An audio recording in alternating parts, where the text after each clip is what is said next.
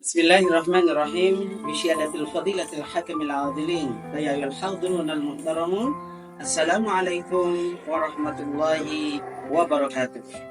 Alhamdulillahil wahidil ahad. Al-fardus samad. Allazi lam yalid wa lam yulad wa lam yakul lahu kufuwan ahad. Amma ba'du. Ma'asyiral muslimin, para pemirsa dan para pendengar setia dakwah digital SPNJ Mataram dimanapun Anda berada. Alhamdulillah wa syukurillah, kembali lagi kita bersua dalam edisi Mimbar Jumat kali ini. Insya Allah pada kesempatan kali ini kita akan membahas sirah nabawiyah tentang Zukat al-Hajar. Ma'asyiral muslimin, para pemirsa dan para pendengar setia dakwah digital SPNJ Mataram dimanapun Anda berada. Pada kesempatan kali ini saya tertarik untuk mengambil satu tema dengan tema Zukat al-Hajar, karena saya tertarik dengan satu ayat dalam Al-Quran yang mengatakan wa inna minha lama yahbitu min khasyatillah. Sesungguhnya bukan hanya makhluk hidup saja yang diberikan keistimewaan untuk bisa berbicara oleh Allah Subhanahu wa taala, tapi Allah juga memberikan keistimewaan yang luar biasa kepada benda-benda mati. Oleh karena itu pada kesempatan ini sirah nabawiyah yang kita akan bahas adalah tentang Zukat al-Hajar. Zukat artinya adalah gang dan al-Hajar artinya batu. Jika kalau disatukan Zukat al-Hajar itu berarti gang batu. Ma'asyiral muslimin, para pendengar dan para pemirsa setia dakwah digital SPNJ Mataram yang dirahmati Allah Subhanahu wa taala. Zukat al-Hajar adalah gang batu.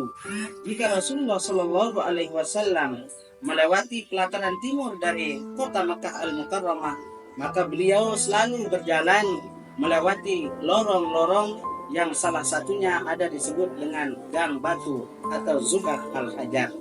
Kenapa dinamai dengan Zukat al-Hajar? Karena batu yang dilewati oleh Rasulullah Shallallahu alaihi wasallam pada lorong tersebut adalah batu yang selalu memberi salam kepada Rasulullah Shallallahu alaihi wasallam setiap kali Rasulullah lewat. Untuk itulah maka Allah Subhanahu wa taala mengabadikan satu sirah nabawiyah Zukat al-Hajar ini sebagai satu pelajaran untuk kita.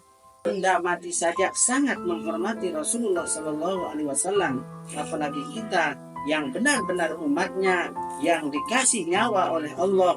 Otomatis kita harus lebih menghormati Rasulullah seperti hormatnya benda mati kepada Rasulullah Sallallahu Alaihi Wasallam. Ma'asyiral muslimin rahimakumullah. Dalam ayat tadi dijelaskan wa inna minha lama yahbitu min khasyatillah. Sesungguhnya Allah memberikan keistimewaan bukan hanya kepada makhluk hidup saja, tetapi Allah memberikan keistimewaan kepada benda-benda mati. Salah satu yang Allah berikan keistimewaan adalah pertama Hajarul Aswad. Yang kedua adalah batu atau yang disebut dengan Zukat al-Hajar yang bisa memberi salam kepada Rasulullah.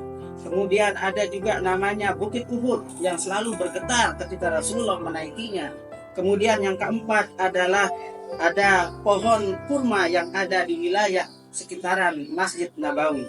Sebelum Masjid Nabawi ini dibangun oleh Rasulullah Shallallahu Alaihi Wasallam, di sana ada satu pohon kurma yang mana setiap Rasulullah dalam keadaan letih, lesu dan sebagainya, Rasulullah selalu bersandar di pohon kurma tersebut. Namun ketika Masjid Nabawi dibangun oleh Rasulullah Shallallahu Alaihi Wasallam dan kubah tempat bersandar Rasulullah Shallallahu Alaihi Wasallam alias mimbar yang ada di sana sudah dijadikan sebagai tempat bersandarnya Rasulullah, maka pohon kurma ini bersedih dan menangis. Kenapa? Karena tidak dijadikan sandaran lagi oleh Rasulullah Sallallahu Alaihi Wasallam. Oleh karena itu, ma'asyiral muslimin, para pemirsa, para pendengar setia dakwah digital SPNJ Mataram dimanapun Anda berada. Sebagai kesimpulan daripada edisi Jumat, Mimbar Jumat kali ini adalah batu yang tidak bisa ngomong saja, bisa berselawat, bisa memberi salam kepada Rasulullah Sallallahu Alaihi Wasallam. Bagaimana kita yang umat manusia yang benar-benar umatnya Rasulullah yang bisa berbicara harus lebih dari batu. Karena itulah batu tersebut diberikan keistimewaan oleh Allah Subhanahu wa taala untuk bisa memberi salam kepada Rasulullah. Maka kelebihannya adalah mari kita jadikan kita lebih dari batu tersebut, tentunya dalam hal berselawat kepada Rasulullah sallallahu alaihi wasallam. Allahumma shalli wa sallim wa barik alaih. Semoga Allah selalu mencurahkan rahmat, taufik dan hidayahnya kepada Rasulullah sallallahu alaihi wasallam. Akhirnya, sebagai kata kunci daripada hikmah mimbar khutbah Jumat pada kali ini adalah mari kita jadikan sirah nabawiyah sebagai pelajaran yang bisa kita petik manfaatnya dalam segala lini.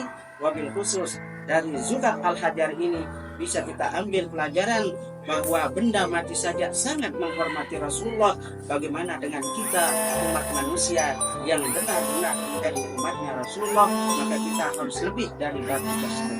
Mudah-mudahan kita bermanfaat juga semua. Mudah-mudahan apa yang saya sampaikan bermanfaat untuk kita semua. Hadanallahu wa iyyakum ajma'in. Assalamualaikum warahmatullahi wabarakatuh.